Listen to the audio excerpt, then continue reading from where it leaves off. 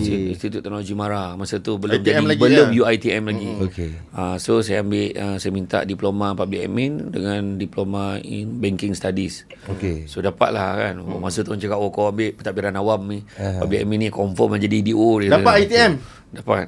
ITM mana masa saya Ustaz? dapat UiTM London Alur Gajah Melaka. Lendu rasanya. Lendu Alur Gajah. UiTM Lendu.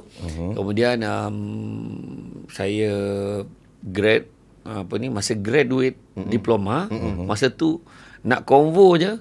Masa tu Tuan Dr. Mahathir Mohamad masa tu bentangkan paper ITM jadi UiTM. Cantik lah. Jadi rezeki saya convo tu dah jadi UiTM. Dah jadi you lah. Kemudian daripada Dah naik diploma hanya 7 orang sahaja yang boleh sambung ke Shah Alam masa tu, UiTM Shah Alam. Masa tu degree semua degree Shah Alam. Okey.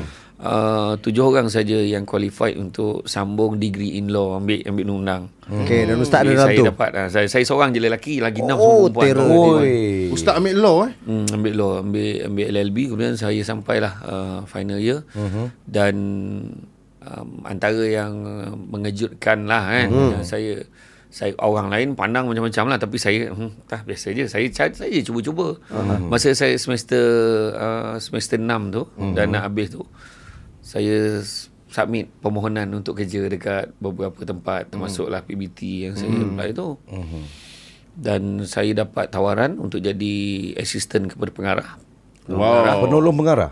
Di Seremban. Ni mesti for flat kan Majlis ni Seremban masa tu. keputusan. Seminggu sehari ke 2 hari sebelum paper final saya. Lama.